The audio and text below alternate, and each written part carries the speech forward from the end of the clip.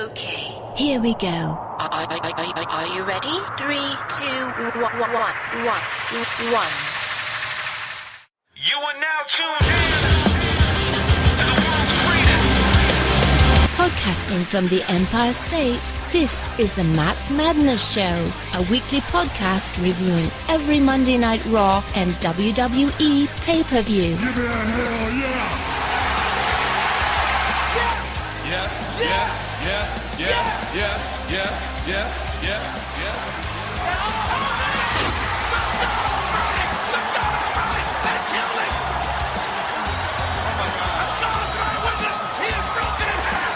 And now, here to give a no-filler, to-the-point analysis for everything WWE, I present to you Matty C.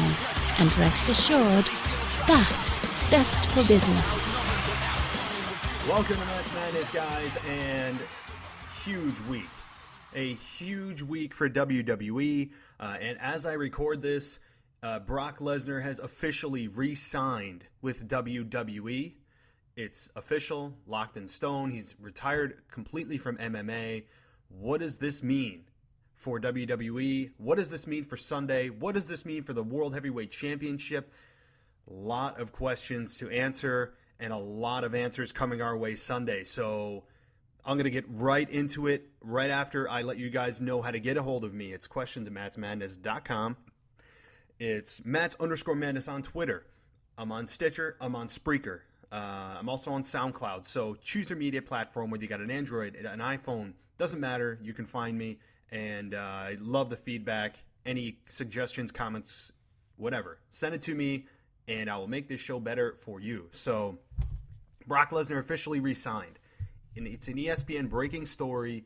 I was on with Wade Keller as one of his call-ins to his show. And as we were talking about WrestleMania, the news broke that Lesnar had re-signed with WWE. So very cool to talk to him and Jason Powell of ProWrestling.net. Two good guys, really intelligent guys. And it's WrestleMania season, guys. So I couldn't be more intrigued. I almost said excited, but intrigued about this Sunday in terms of the behind the scenes storylines of what's going on in WWE. It's very interesting, and the whole tug of war thing at the end of Raw was a very strange way to end Raw on a go home to WrestleMania.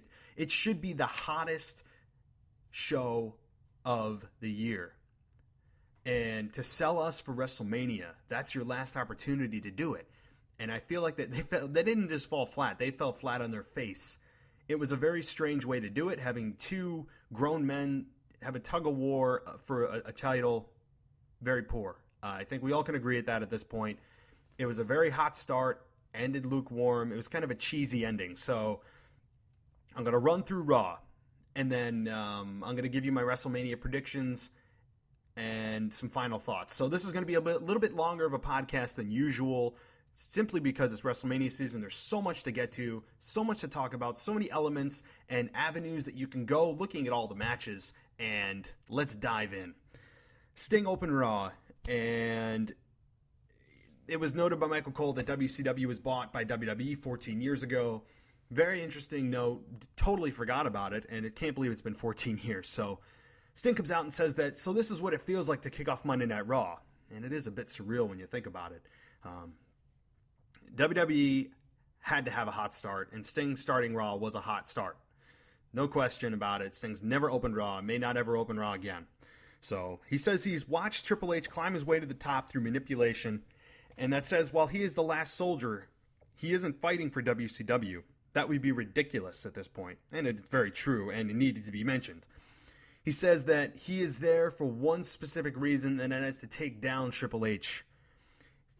And I figured this segment would be short and sweet, and it was, because the less Sting speaks, the more effective he is, because he tells his story in the ring.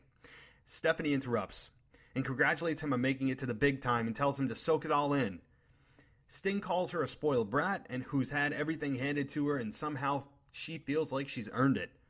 Steph says that she admires Sting's loyalty to WCW, but compares him to a dog, basically saying she doesn't want to insult dogs, and how you can paint them up and teach them to do tricks, but at the end of the day, dogs are kind of stupid. Says that this Sunday, Triple H will pin him, and he will lose all dignity, and he is nothing more than a face-painted freak. Sting woos. Steph goes to slap him. Sting catches her hand, and then Triple H comes out, and then Triple H is handed a sledgehammer by Steph. Sting pulls out his bat, and Triple H backs down. A nice way to end this go-home feud, and it's a good sell for WrestleMania. I think this feud, out of all of the matches for WrestleMania, this one has been the best build-up. There's no question that they have done the best job with Triple H versus Sting. But it's very interesting to note that the babyface has gotten the advantage every single time that there's been an interaction with the heel. Survivor Series, Monday Night Raws, Fastlane, a Raw after Fastlane. There's just been so many babyface one-ups that it's hard to imagine Sting going over, but I don't think he can't not go over. So interesting. So we move on to Randy Orton versus Rollins with J&J Security, who were voted into this match. Rollins avoids Orton the whole match, as a good heel would do, eventually leading to a double DDT on J&J and an RKO on Noble for the win. I'm guessing this is just going to be the Raw of teasers, because there's been no physicality really between any of the adversaries, and that's kind of the trend as we go along Raw. It's all just kind of a stare-down body language communication versus here's my finisher and beating down the heel or babyface. But I'm okay with that. I understand the psychology of selling WrestleMania. Totally understand. But why would they have Orton beat down Rollins 2 weeks ago? It's like we've already had the payoff. Orton already got his revenge. So I'm just a little bit of, I don't get that. I could have seen if Rollins had gotten somewhat of a beating but didn't get the RKO and avoided that.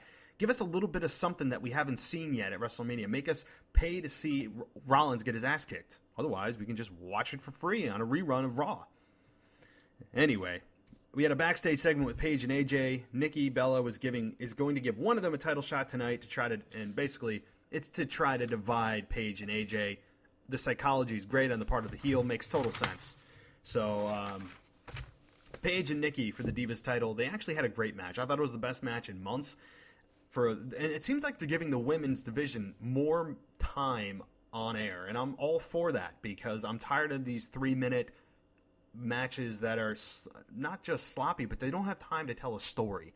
And when you're in the ring, male or female, you need to have time to tell a story. I don't care how good you are, it's very difficult in 3 minutes. So I like the additional time that WWE is giving the women's division, the Divas division, and I think the skills of AJ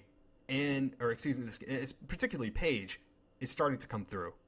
So it ended with AJ accidentally hitting Paige, costing her the match, and Paige and AJ start brawling, playing right into the hands of the Bellas.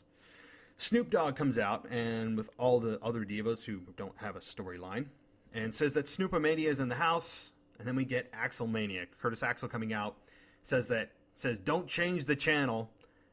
Snoop says that we can talk about Snoopomania, Axelmania, WrestleMania, but this is the most important mania. And we get Hulk Hogan coming out to a big pop from the crowd. Hulk confronts Axel and says that when he pressed Andre over his head at WrestleMania 3, he knew Hulkamania would run wild and all his Hulkamaniacs would believe in him forever.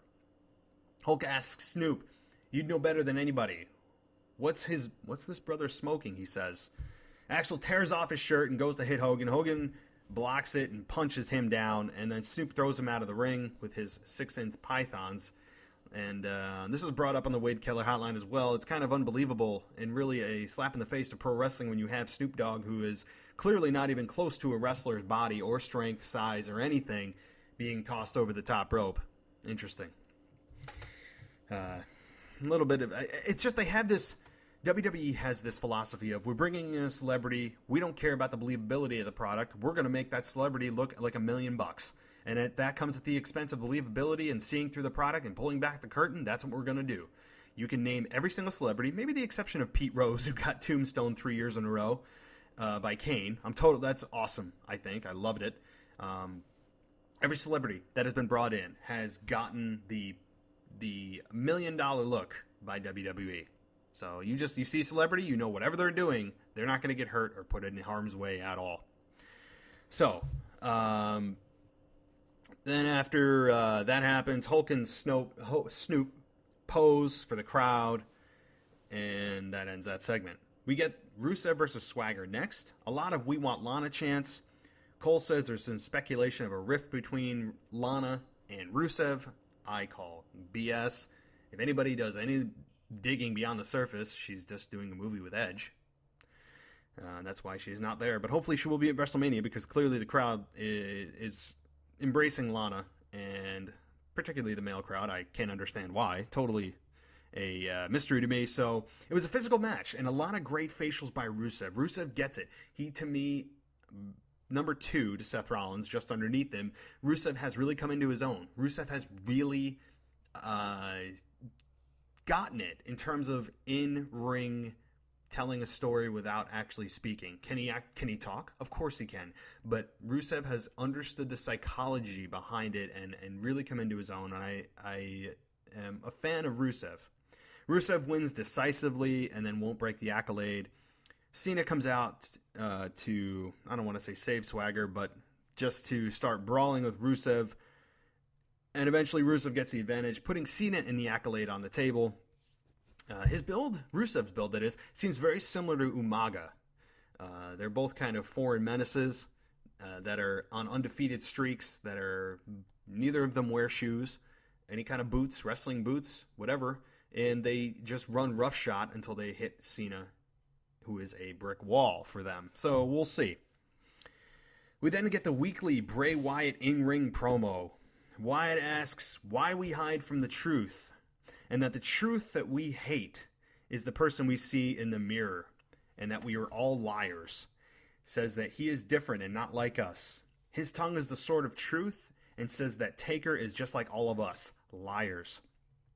Thunder then begins to emanate from the arena, and Wyatt says he now controls light and darkness, and his fate will be sealed, Taker's fate, with Sister Abigail's kiss. He says that he will take his rightful place among the gods as the new face of fear. A lot of anger and passion from Wyatt here made it seem real, and it had a little bit more substance to his promo. You could really follow where he was going with this.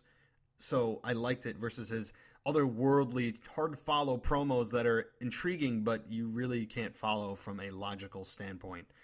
So I liked it. Then we get the announcement that Kevin Nash, a.k.a. Diesel, was announced as an inductee for the 2015 Hall of Fame. So I'm all for that. It's I think a good class this year, headed obviously by the Macho Man, and it'll be a fun show to watch. And hopefully at the Hall of Fame this year, we don't have the attention grabbing.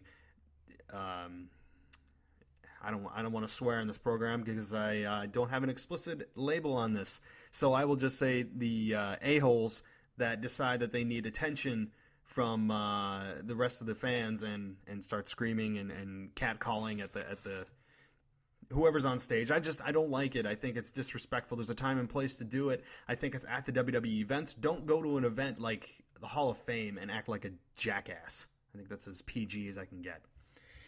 We then get Dolph Ziggler versus Daniel Bryan, with Dean Ambrose as a special referee. WWE is consciously trying to add value to the title by doing interviews with legends talking about the title and what it meant to them, and how Daniel Bryan says he needs to win this. I think it's much needed. It's given the IC title a chance to shine, especially with the WWE World Heavyweight Championship out of the picture, somewhat, with Brock's ultra part-time schedule. I thought it was a good, smooth chain wrestling match. These two clearly have a great chemistry, and there's no question that they're some of the best technicians that WWE has to date. And they did what they do best, and what helped gain them respect and notoriety from the fans, and that is a lot of counters, near falls, physicality when needed. They know how to tell a story in the ring. Period. These two were obviously great candidates for an Iron Man match. I'd love to see it. And maybe one day down the road, I wouldn't make it a WrestleMania main event. Maybe one of the filler pay-per-views like Payback, hint, hint. TLC or things like that. So Ziggler gets a super kick in the zigzag, so a clean win on Bryan. And wow, what a fall from grace for Daniel Bryan from last year. And it's hard to see this happen for a guy that organically connected with the crowd, which is not easy to do and not teachable. It just happens. So Bryan is just suddenly getting kind of de-escalated every single week, tick by tick. We'll see what happens, but this is quite a fall from grace. Ambrose hits Dirty Deeds on Ziggler, who then pulls out a ladder, goes to grab the belt, and all the IC participants predictably come out and brawl. Everyone's left lying, nothing more than kind of a predictable advertisement for WrestleMania.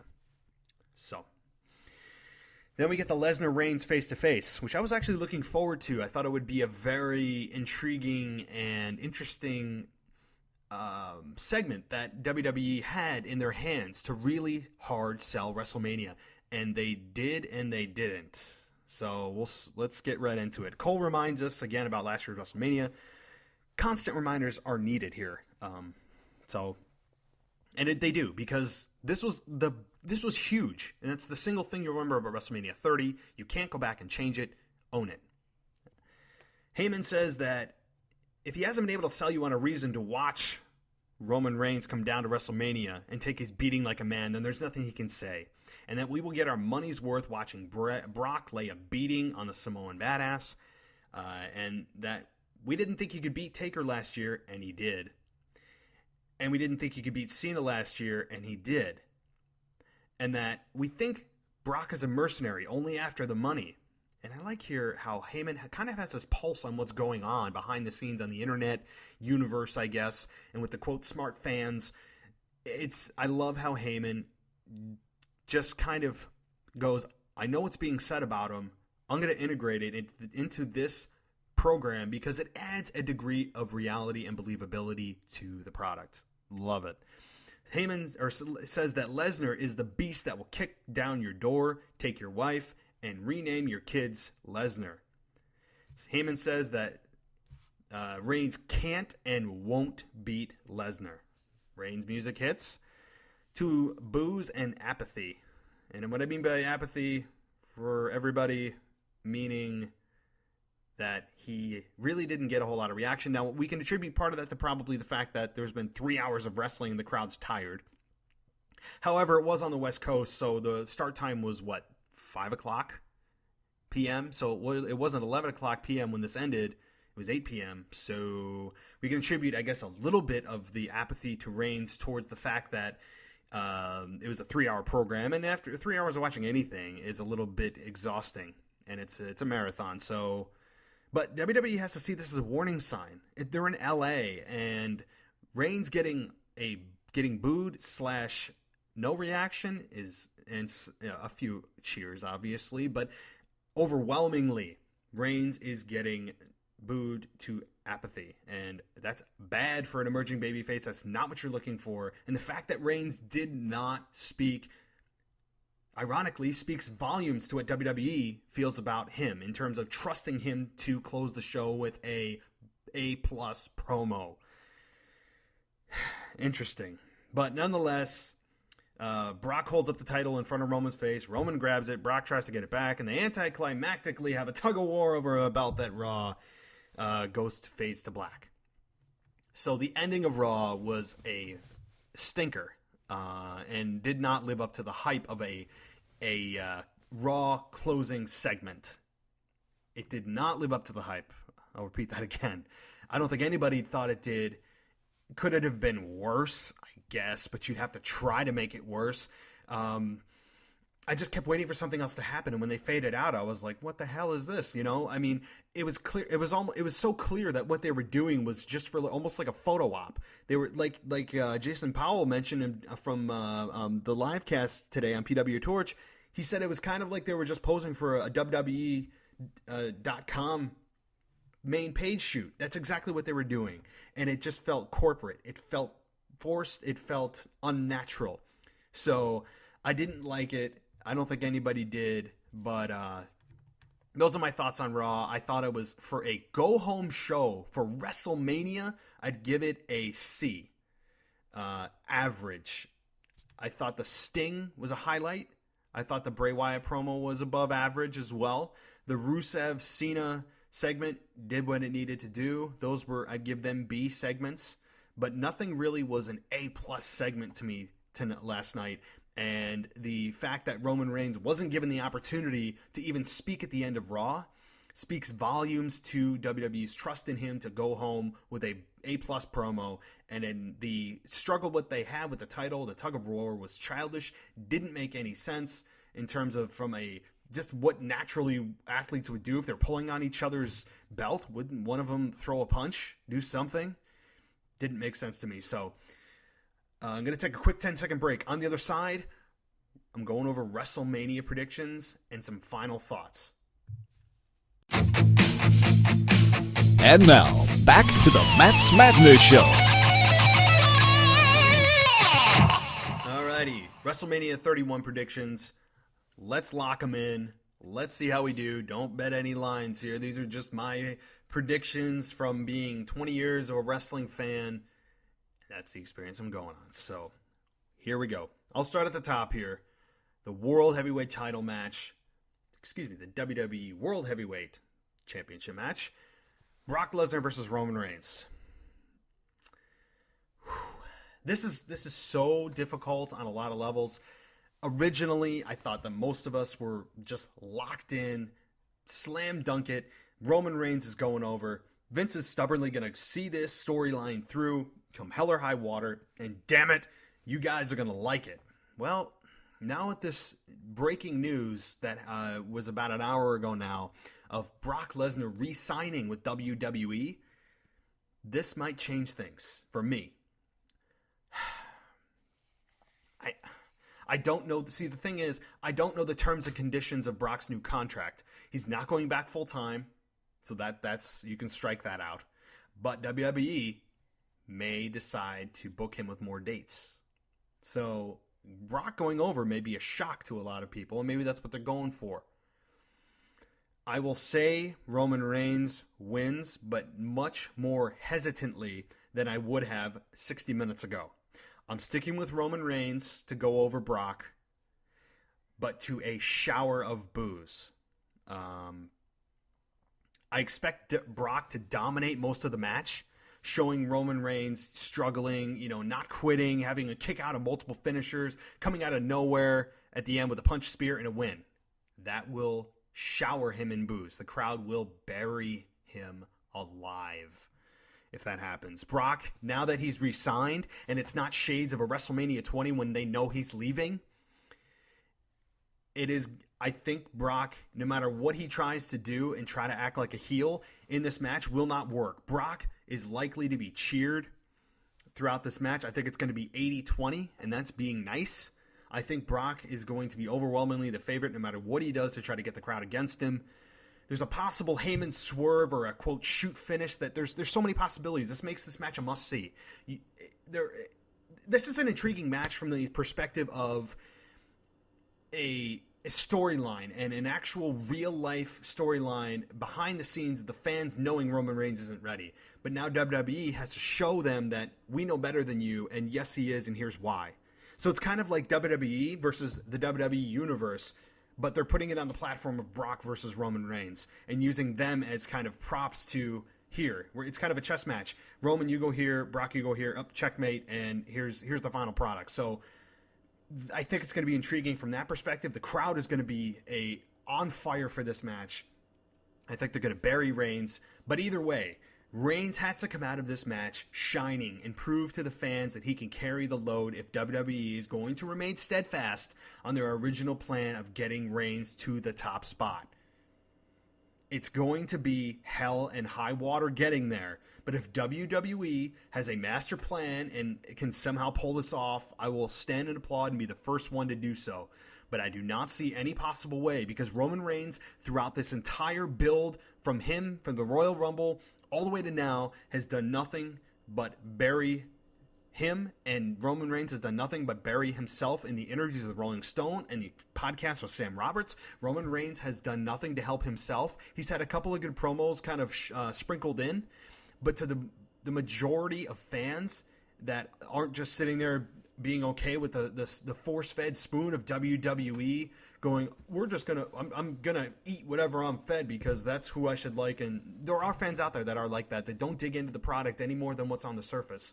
But for the most of us that listen to this podcast, are subscribed to anybody like PW Torch, ProWrestling.net, any of those guys, we understand the product a little bit more and have a little bit more passion for actually what's going on behind the scenes, the inner workings of what's going on. So, long answer short, Roman Reigns goes over, but I'm not as confident as I was 60 minutes ago. I would say 55% chance Roman Reigns wins, 45% chance Brock wins. Before, it was, I'd say 80, 90, 10, 80, 20. I've significantly shifted with the announcement that Brock has re-signed with WWE. Huge news. That's huge. And it changes the landscape of things tenfold moving forward. So, Reigns wins. Bottom line. All right, then we get Sting and Triple H. Now, if Triple H was facing any other opponent, I would say Triple H. But Sting likely gets his, quote, WrestleMania moment. Even though Sting has one-up Triple H in every interaction they've had since November at Survivor Series, there's no stipulation. It's just honor and respect on the line. Crazy, but I still think Sting wins because he has to. I expect a much better match than what a lot of people maybe expect from a 50-year-old man, 55, however old Steve Borden is. I expect a match that exceeds a lot of people's expectations. I expect a 3.5 star match from these guys, and I think we'll get it. These two don't just phone it in. Triple H never phones it in. This is WrestleMania. These guys have something to prove, that they still have gas left in the tank. Is this Sting's one and only match in WWE? I would think most likely. It's probably a deal of where Sting is contracted for a year and then saying, well, we'll take it from there. We'll see how I feel after WrestleMania 31 to whether or not I want to go to WrestleMania 32. Speaking of WrestleMania 32, I feel like a lot of others that WrestleMania 31 is maybe nothing more than just a setup for WrestleMania 32. Hope that's not the case, but if they're going to try to break the attendance record, this is like the SummerSlam setting up to WrestleMania. It's kind of that strategy or paradigm. I can't think of the right word, but this is like the SummerSlam to setting up for the show of shows, which is WrestleMania 32 to them, but we'll see. So Sting over Triple H. Bray Wyatt versus The Undertaker. I think this is a slam dunk that The Undertaker wins. Another loss would make no sense. I think it would devalue Lesnar's win last year, and it's elevating Bray Wyatt whether he wins or loses anyway. So Taker cannot afford to lose. He can't, because that would suddenly put Bray Wyatt on the playing field of Brock Lesnar. I don't think so. It'd water down Lesnar's win last year. Undertaker goes over, hands down, lock it up, slam dunk, however you want to do it. Money in the bank. It's a done deal. Case closed. Undertaker wins. I expect a solid 3-star match from these guys, and it's going to be interesting to see how Undertaker looks, how he feels. From what I've seen and heard, he's looking a lot better and feeling a lot better, so we'll see if that translates this Sunday. Paige and AJ versus the Bella Twins. I don't really have a whole lot of interest in this, but I'm going to do it because I got to do it, and I'm going to say Paige and AJ Lee. So the title's not on the line here. The women's title isn't on the line. We don't get the traditional 50 diva over-the-top roll battle royal for the title. It's an actual tag match that has no bearing on what happens other than, hey, we beat you, and it's the agony of defeat and the thrill of victory. That's pretty much what you win. Randy Orton versus Seth Rollins. I'm going to go... See, my knee-jerk reaction to this says Orton. It says Orton, but it's going to depend to me whether Rollins cashes in or not. But again, we won't know that until after the fact, because there's no way that this match, the Orton-Rollins match, is going to go on after the World Heavyweight title match. So, I'm going to go... My knee-jerk reaction says Orton, and only because he's returning. But if Seth needs to continue to be a heel... and continue his heat, I would say Orton, or excuse me, I would say Rollins. So this is really this is hard. This is not a slam dunk. I on my paper here that I have written down that I'm going to stick with Orton, but now that I'm looking through it here and kind of thinking of the psychology and how a loss for each one would play out, this could be the heel win of the night, because a lot of the WrestleMania is built around babyfaces winning. It's around the payoff. It's the blow off. It's the end all be all, where at the end of the day, the good guy prevails.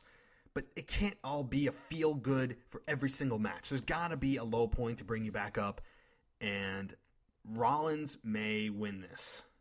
I think I'm going to switch here. I'm going to say Rollins beats Orton, because Rollins is the future. He is what he says he is, and he actually is that. He has a WWE World Heavyweight Championship in his future. So he needs to beat Rollins. Rollins needs to beat Orton more than Orton needs to beat Rollins. So I'm going with Seth Rollins as the upset heel victory of the night. We then have the United States title match with Rusev versus John Cena. Again, this is another slam dunk, I think. I'd give it a 90% chance of John Cena winning. I'm going to stick with John Cena right up front. John Cena wins this, I think, for a number of reasons. Number one, it adds value to the United States Championship. And I think it's a title that was very cold. Rusev has done a nice job of bringing relevance and attention back to it. So John Cena would give it a nice little bit of a rub and go, hey, I'm not below holding this title. So I think it would be good, and it's kind of an all-around good way to establish importance for championships other than the WWE World Heavyweight Championship. But I wouldn't mind if Rusev won. If I were booking personally, I would have Rusev go over and continue his undefeated streak through WrestleMania 32. It won't happen. Why? Because fans simply don't have the patience. That it's in a gotta have it now, instant gratification society. But I would, if I were booking, have Rusev go all the way to WrestleMania 32 as one of the hottest heels going in, undefeated. But I think his streak comes to an end at WrestleMania 31 with John Cena winning. We have the IC title ladder match. Bad News Barrett versus R-Truth versus Dean Ambrose, Luke Harper, Dolph Ziggler, Daniel Bryan, Stardust, and to be determined, probably a couple of NXT call-ups. This one's a hard one to predict, and one that is, it's just going to be a car crash of moments and holy shit chance. And in the end, I see Daniel Bryan winning. I don't know if it's kind of a consolation prize for him not being in the world title match from WWE, saying here to the fans, like, oh, well, here's something for your trouble. It's going to add value again to the title if Bryan has a long run. I could see it happening for it if it does, because it'll put a championship around Daniel Bryan's waist, even if it's not the one that most fans wanted to have.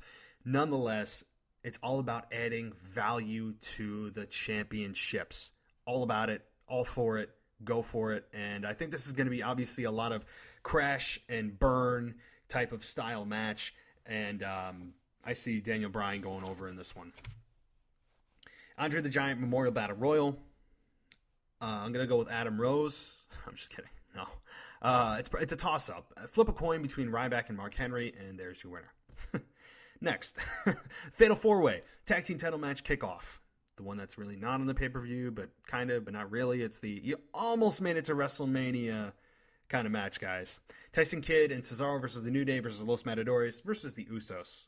I say the Usos win simply because WWE wants a feel-good show, and I expect a lot of back-and-forth action, great high spots. The usual. I say Usos win, and that's that. So, just some final notes here before I sign off. This is kind of a bit off topic, but did people forget that when Reigns was in the Shield, that they attacked The Rock twice? So why would The Rock side with him now? Is it seeds for WrestleMania next year? Who knows? I think it's an interesting point that people go, oh yeah, I forgot about that. When The Rock was feuding with CM Punk, the Shield interfered in his match at the Royal Rumble, and I think it was the night before Raw, I believe as well, the Raw before, and the Royal Rumble itself, almost costing The Rock the WWE Championship.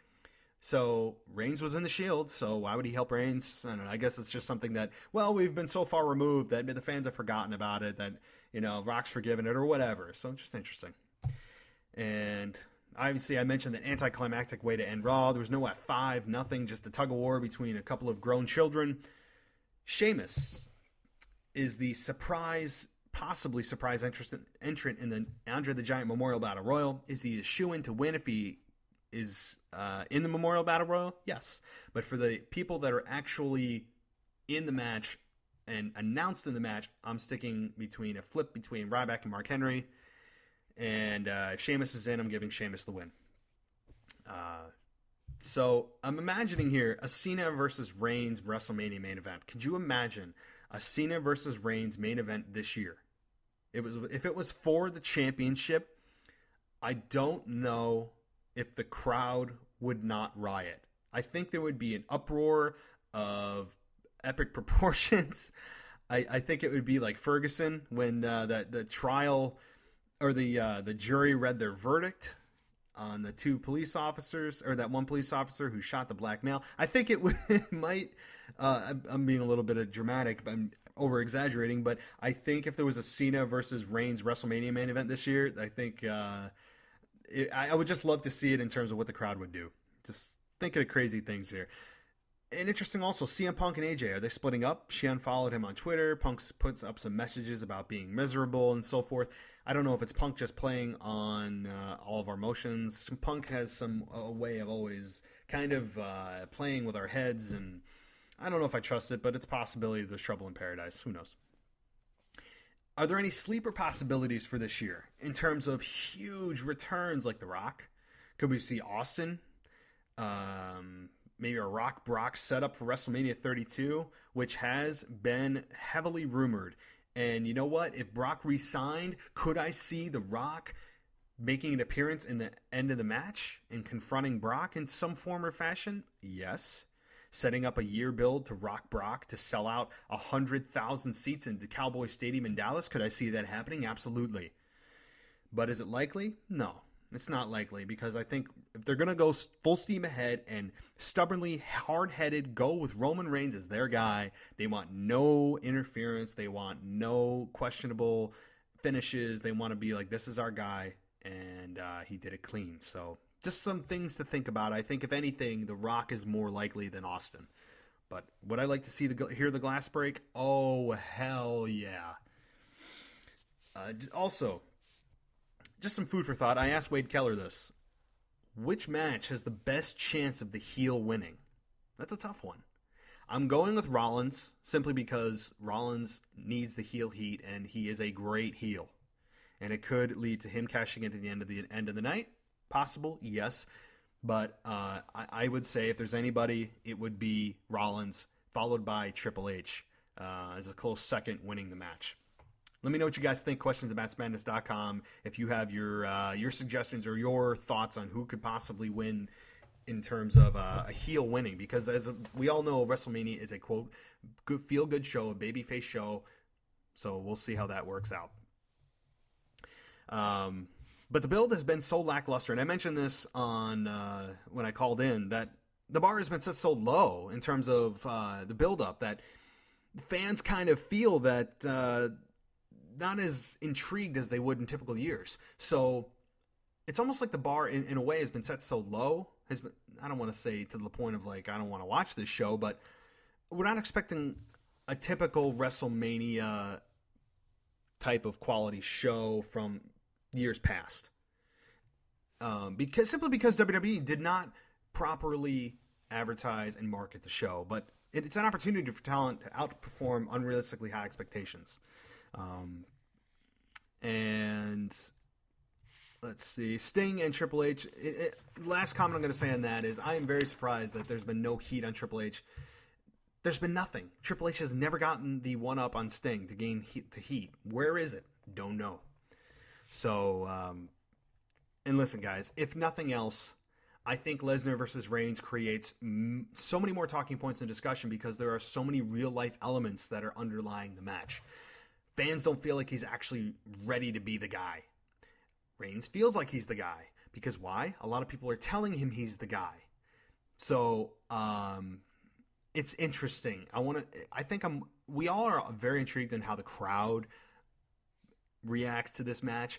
But in terms of an actual performance, if Reigns can put on an A+, 4-star match in terms of what goes on in the ring, I think he may gain a little bit of respect from the fans. He needs to come to WrestleMania ready to prove himself. This is his shot.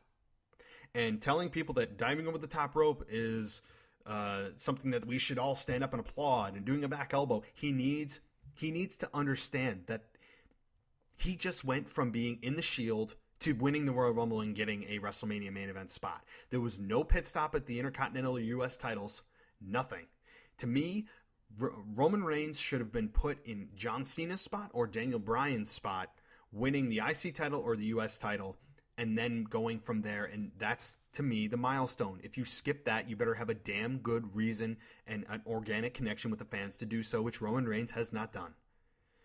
So, with that said, I'm going to cut the show here and just let you guys know. Questions at mattsmadness.com. Matts_madness on Twitter is my Twitter handle. And I will be back before WrestleMania. I might do a live show. If I do a live show, I'll give you the call-in number and the day and time. It'll likely be on Sunday. And we will talk then. Again, if you haven't heard, Brock Lesnar has re-signed with WWE. It's official. He's done with MMA. And that puts a lot of interest into how things play out Sunday. Huge, massive announcement. It's confirmed. Brock is re-signed with WWE. So thank you guys for joining me. I'll catch you guys down the line. The next time I talk to you, it'll be WrestleMania.